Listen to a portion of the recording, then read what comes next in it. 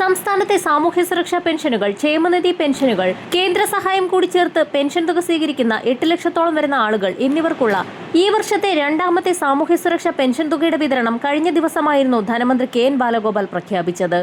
സാമൂഹ്യ സുരക്ഷാ ക്ഷേമനിധി പെൻഷനുകളുടെ വിതരണത്തിനായി 1050 കോടി രൂപ ഇതിനായി ധനകാര്യ വകുപ്പ് മന്ത്രി അനുവദിക്കുകയും ചെയ്തിരുന്നു. 62 ലക്ഷത്തോളം പേർക്കാണ് 2000 രൂപയുടെ ഫെബ്രുവരി മാസത്തിലെ വിതരണം ആരംഭിക്കാൻ പോകുന്നത്. ഈ സാഹചര്യത്തിലാണ് കേന്ദ്രത്തിന്റെ ഭാഗത്തു നിന്നും സുപ്രധാന അറിയിപ്പുകൾ എത്തിയിരിക്കുന്നത്. ഫെബ്രുവരി മാസം 25ഓടുകൂടി പെൻഷൻ തുകയുടെ വിതരണം ആരംഭിക്കുമ്പോൾ 26.62 ലക്ഷം പേരുടെ ബാങ്ക് അക്കൗണ്ടുകളിലും മറ്റുള്ള ആളുകൾക്ക് സഹകരണ സംഘം ബാങ്കുകൾ വഴി വീടുകളിലെത്തി ഉദ്യോഗസ്ഥർ നേരിട്ട് തുക കൈമാറുകയും ചെയ്യും. ക്ഷേമനിധി അംഗങ്ങൾക്കുള്ള ക്ഷേമ പെൻഷൻ അതാത് ബോർഡുകൾ വഴി വിതരണം ചെയ്യും. എന്നാൽ 8.46 ലക്ഷത്തോളം പേർക്ക് ദേശീയ പെൻഷൻ പദ്ധതിയിലെ കേന്ദ്രവിഹിതം കേന്ദ്ര സർക്കാരാണ് നൽകേണ്ടത്. ഇത് കൃത്യമായി ലഭിക്കാത്ത സാഹചര്യത്തിൽ കേന്ദ്രവിഹിത ഇനത്തിലുള്ള 24.21 കോടി രൂപയും സംസ്ഥാനം മുൻകൂർ അടിസ്ഥാനത്തിൽ അനുവദിച്ചിരുന്നു. ഈ വിഹിതം കേന്ദ്ര സർക്കാരിന്റെ PFMS സംവിധാനം വഴി ഗുണഭോക്താക്കളുടെ ബാങ്ക് അക്കൗണ്ടുകളിലേക്ക് ക്രെഡിറ്റ് ചെയ്യപ്പെടാറാണ് പതിവ്.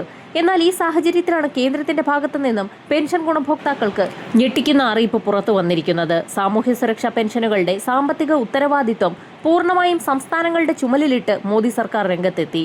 ദേശീയ സാമൂഹ്യ സുരക്ഷാ പദ്ധതി പ്രകാരം മുതിർന്ന പൗരർ, വിധവകൾ, ഭിന്നശേഷി വിഭാഗക്കാർ തുടങ്ങിയവർക്കുള്ള പെൻഷൻ നൽകാനുള്ള ഉത്തരവാദിത്തത്തിൽ നിന്നാണ് കേന്ദ്രം പിന്മാറിയത്. സംസ്ഥാനങ്ങൾ സ്വന്തം നിലയ്ക്ക് പെൻഷൻ ഗുണഭോക്താക്കളുടെ പട്ടിക പുതുക്കണമെന്നും സ്വന്തം ഫണ്ടുകളിൽ നിന്ന് തുക അനുവദിക്കണമെന്നും കേന്ദ്ര ഗ്രാമവികസന സഹമന്ത്രി കമലേഷ് പസ്വാൻ രാജ്യസഭയിൽ അറിയിച്ചു. ദേശീയ സാമൂഹ്യ സഹായ പരിപാടിക്ക് കീഴിലുള്ള 3 കോടിയിലധികം ഗുണഭോക്താക്കളെ വഴിയാധാരമാക്കുന്നതാണ് കേന്ദ്ര നിലപാടെന്നും സംസ്ഥാന സർക്കാർ വ്യക്തമാക്കി. NSAP പ്രകാരം ദാരിദ്ര്യരേഖയ്ക്ക് കീഴിലുള്ളവർക്കായി 3 പദ്ധതികളാണ് നിലവിലുള്ളത്.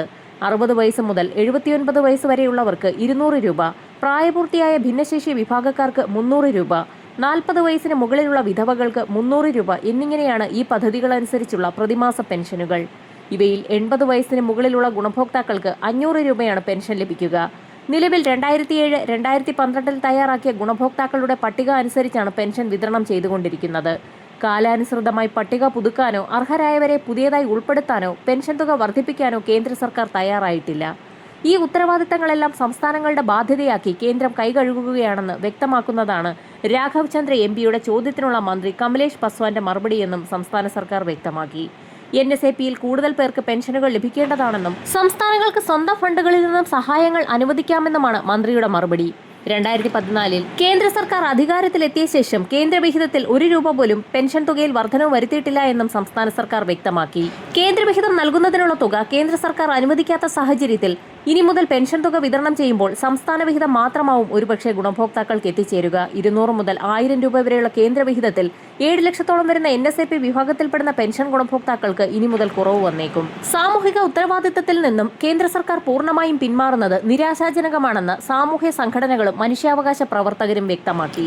നിലവിൽ ഫെബ്രുവരി മാസത്തിലെ പെൻഷൻ തുക വിതരണം ചെയ്യുമ്പോൾ കേന്ദ്രവിഹിതം വിതരണം ചെയ്യുന്നതിലേക്കായി 24.21 കോടി രൂപയും സംസ്ഥാനം മുൻകൂർ അടിസ്ഥാനത്തിൽ അനുവദിച്ചിട്ടുണ്ട്. ഈ വിഹിതം കേന്ദ്ര സർക്കാരിന്റെ PFMS സംവിധാനം വഴി ഗുണഭോക്താക്കളുടെ ആധാരധിഷ്ഠിത ബാങ്ക് അക്കൗണ്ടുകളിലേക്കാണ് എത്തിച്ചേരുക. വരും മാസങ്ങളിലും പെൻഷൻ തുക വിതരണം ചെയ്യുന്നതിലേക്കായി കേന്ദ്രവിഹിതത്തിന്റെ ഫണ്ട് കേന്ദ്രം അനുവദിക്കുമോ എന്നുള്ളത് കാത്തിരുന്നു തന്നെ അറിയാം. വരും മണിക്കൂറുകളിലെ സർക്കാർ അറിയിപ്പുകൾക്കായി ചാനൽ സബ്സ്ക്രൈബ് ചെയ്യാൻ മറക്കാതിരിക്കുക.